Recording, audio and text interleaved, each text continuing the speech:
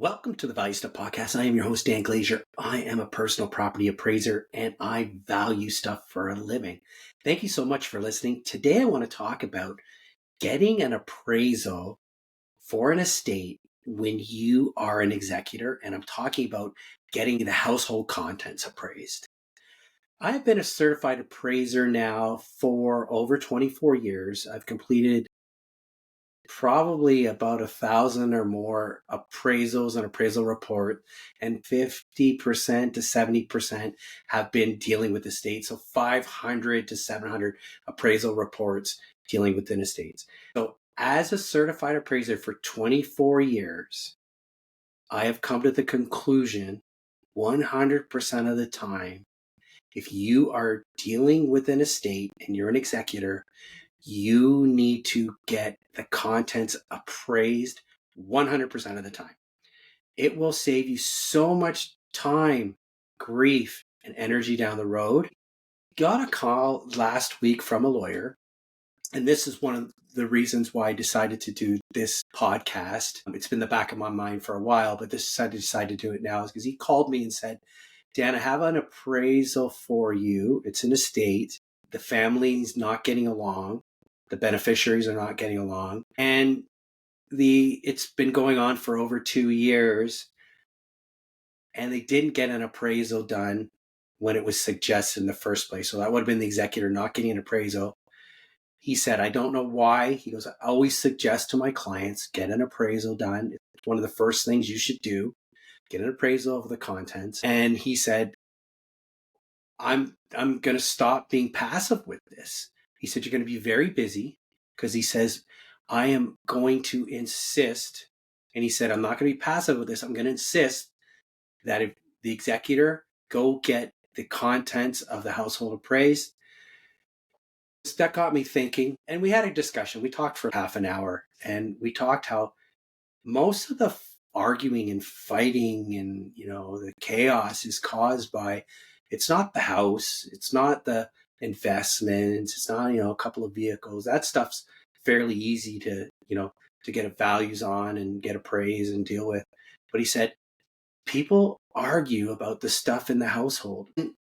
It's understandable when you're dealing with an estate and you're an executor. It's not just the executor. Everybody that you're dealing with, the beneficiary stuff, they're usually grieving. They're usually emotional. Often they've been brought together where they haven't talked sometimes in months or years, and now they're having to communicate and get along. And as the executor, you're the one that's in the middle of all this, but they argue about the stuff in the house. And sometimes there's a lot of value, but sometimes there's not a lot of value. But if you get an appraisal done, which you're supposed to, you get an appraisal done, you have values. So it doesn't matter what opinions people have. It doesn't matter what emotions people have. We're taking some of the emotions and we're taking these opinions of value away from them, because the appraiser is going to come up with fair market values of what the items are worth. So let me get into the 4 reasons why you must 100% of the times get an appraisal of the household contents when you are dealing with an estate.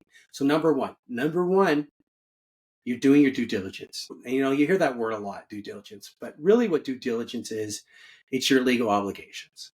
Depending on your province, your state, your country, a lot of times you're supposed to get it done. And what do I mean by supposed to get it done? When you're the executor, you're going to have to list the assets and the value of the assets for the estate. And again, you got the house, you got the vehicles, you got investments. That stuff's fairly easy. But there's another part that says other assets. And the other assets, that's the contents in the house.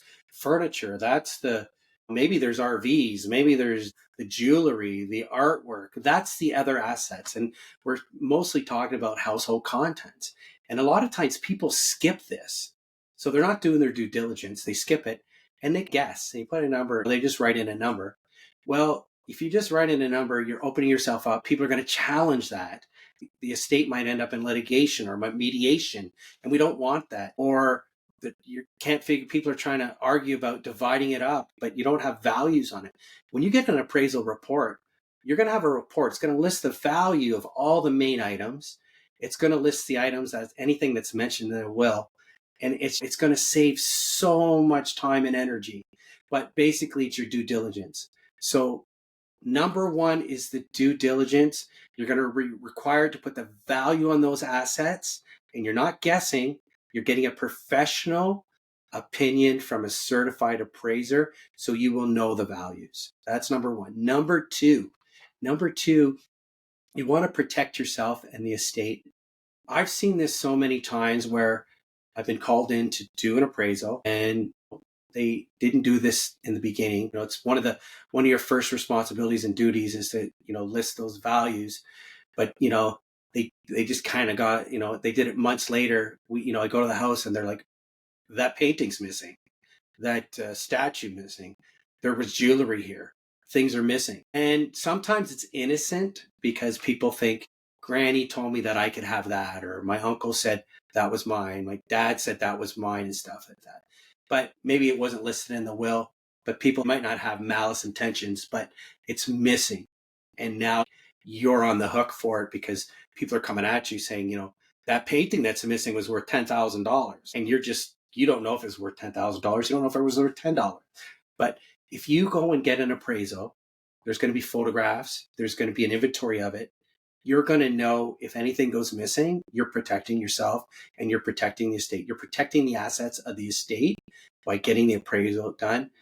So that's number two, protecting yourself and protecting the estate. That leads me on to number three, which these are kind of hand in glove too. All of these are sort of hand in glove. You get an appraisal report done and you get the appraisal. You're going to know the real values of stuff. You hear me say this a lot. When you're an executor, co-executor, it's like all this noise and everyone's coming at you saying, this is worth this is worth that, this was promised me, that's promised me that, right? And you're kind of going in blind because you don't know the values. Maybe part of maybe in the will it said you're going to distribute the stuff evenly. How are you going to distribute the stuff evenly if you don't know the values of it? You're just guessing the values. So you're going to know the values, and that's just going to take so much stress off you. All these opinions that are coming at you, all of a sudden a lot of the noise goes away. When you're an executor, you got to have myopia. You've got to just be tunnel vision because you got a lot to do in a short amount of time. You have a lot of responsibilities, and people are going to say their words. People are going to have opinions. That's fine. But really, the opinion that matters when it comes to the value is the opinion, that professional opinion that a professional certified appraiser gave you in that report. It's going to make things a lot easier. And you can also, when you know what the true values are, you can secure, that goes again to protecting the estate. You can now, secure the assets. And what do I mean by secure the assets? Let's say there's some jewelry that's valuable. Let's say there's some sterling silver that's valuable, some artwork that's valuable, maybe some other collectibles that value. You now know which items are valuable, and you might want to take them off premises, or you might want to, there might be a safe you need to put them in, or you're just securing them. You'll have to figure that out as the executor. But now you know which items are more valuable, and you can decide what to do with them. You don't want the items to go missing. It's funny how some people will come into the household and pretend that was promised to me and can I just take it? And no, it's not really valuable, but it is valuable. They know it's valuable. So you're protecting yourself because you know the value. So that's number two and number three sort of combined together, but that's very important. You're going to know the value so you can remove anything that has any significant value and secure the items, secure the assets of the thing. So number four, and after you get the appraisal report, the noise is going to start. There's going to be less noise and opinions because you know what the values are. You can secure the items. You can now start. Number four is you can start making a plan. And what do I mean start making a plan is like, it's a lot of work. Most of the work when you're dealing with an estate is dealing with the people, but it's also, what do we do with all these items in a household? It's like I was said earlier in this podcast here, I said that, you have a house, you have a few vehicles, you have investments. That stuff's fairly straightforward and easy to deal with. But what are we going to do with the hundreds of items in the house, the thousands of items in the house, right? So Because you'll now know what has value and what doesn't have value, you can start making a plan. And this is what I mean by the plan. You can, maybe you're going to sell some of the items. You know what you can sell and what you can sell it for, how you can sell it. If you're going to donate the items, you know what items you can donate and what they're worth. So maybe you can get a tax receipt for some of those donations. Maybe you're going to have to distribute the items. Now you can be fair with to distribute the items. What items you could throw out, because a lot of times, especially older people, they get hoarding in their senior years. A lot of hoarding going on, especially if it's people that had lived through the depression or didn't have a lot of money and they accumulated a lot. They tend to not throw anything out, but you now know what stuff has value, what stuff doesn't have values, because there's always that fear, especially people watch the Antiques Roadshow or watch Storage Wars, that, oh, I threw all those comics out, they're worth a fortune, or I threw those records out, or, oh, I threw those video games out, they're worth a fortune. But you're not guessing. You hear me saying this as an executor, you're not guessing. You've got a professional opinion of the value from a certified appraiser, and you'll know what you can throw out. Maybe you won't want to stage the house. Maybe you're going to sell the house and you need to stage it. So you do need to sell some of the stuff, donate some of the stuff. You know what items have value, what you can keep, sell, et cetera, recycle, all that stuff. Before, just some advice here, before you start selling the items, before you start giving away the items, before you start distributing the items to the beneficiaries, get directions from your wills and estate lawyer. I'm an appraiser, and I'm just going by what I see, and I understand the personal property and what has value. I've seen this too, where people start giving things away or distributing things, and you haven't got the okay from the lawyer yet. And then again, this prolongs the process of clearing the estate. And that's what I mean by clearing the estate, is you get the go ahead from the government that you can now start selling and distributing the assets. That's, I'll give just some other advice. When you're dealing with the house, get it appraised by a real estate appraiser. We all have friends that are real estate agents, and they're usually really good.